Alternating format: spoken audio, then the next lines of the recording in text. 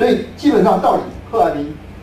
使用辅佐性标靶治疗，那颧骨到底对上病人有没有效果？我想刚刚陈医师也提到，他绝对至少在细胞学上面，在他刚很多给举例上面，它是有方法，它有很多的效果。那实际用在病人身上到底有没有效果？这是4个大型实验，总共将近有13000个个案。我们发现把这个1万多万身上用了辅佐性，也就是一个早期乳癌用辅佐性疗，它可以降低多少？40%的复发率，可以降低的复发率，死亡率可以降低34%。所以有没有效？绝对有效。不仅在我们的细胞学在实验室发现有效，在病人身上也绝对有效。可是，一样的，它会增加5倍相关的心脏疾病风险。也是当一个病人，我们要考量到他试了之后，可是他的心脏受得了受不了。像我最近有个病人，年纪很大，70几岁，他打贺兰平，打的刚开始打 OK， 可是打了3次4次，心脏功能就不行，他就没办法继续打下去。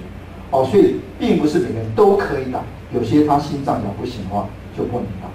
不过大致上，贺癌平本身的就是标靶治疗，它的心脏的毒性往往都是暂时性，停一段时间再追踪看看，说不定恢复了就可以再打。所以基本上，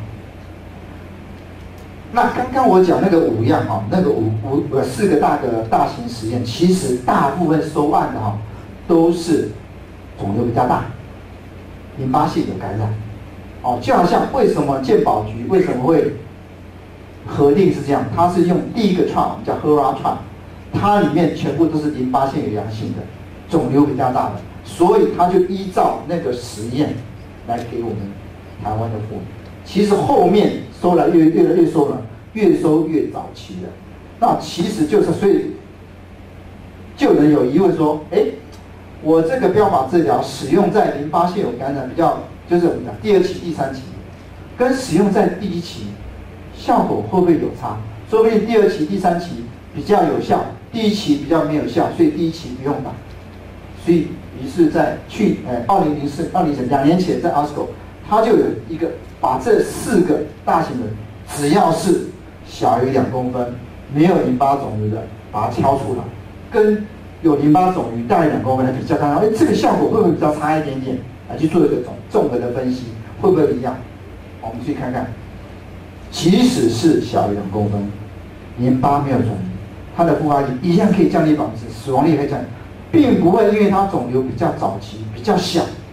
淋巴没有转移，我使用标靶效果就比较差，其实一样好的，一样好的。所以其实我们应该用这个东西的，尽量去争取我们健保应该要给付给淋巴没有转移的。希望这次变天的时候，我们能够有这样的好消息这样我今天就讲这次，就以后不用再讲了就不用再讲这次了。第2个，甚至我们刚才讲是小于2公分，那小于1公分的呢？总之只有小于1公分其实小于1公分真的很早期，可是即使我刚刚有一个 MD Anderson 一个小于1公分，那小于1公分的复发率，假面做治疗还是23%，所以对小于1公分到底使用的，很可惜，对这么小的肿瘤，我们没有前溯性的大型的试验，没有前瞻性的，我们只有个回溯性就是有用过来看看设计，总共4个小型，结果分别我们发现，我们所有的图都是往左边，左边的意思是什么？使用标靶治疗有帮忙，所以即使肿瘤小到1公分以下，使用标靶有没有效果？还是有效果的所以即使我们没有大型实验的证实，可是美国他们癌症的那个治疗网还是建议即使肿瘤在0.6到1公分，他们还是建议你要考虑使用标靶治疗所以大概假如有些医生讲，其实我肿瘤在0.几公分，我需要用标靶吗？还是建议，虽然还没有大型的实验，还是建议使用。可是小于0.5公分，到现在为止，可能就我们现在还不建议小于0.5公分。可是只要大于0.5公分，就建议开始使用。所以很早，为什么？就是刚刚那篇 MDS 的检查报告小于1公分，你不做治疗，复发率可以达到1/4。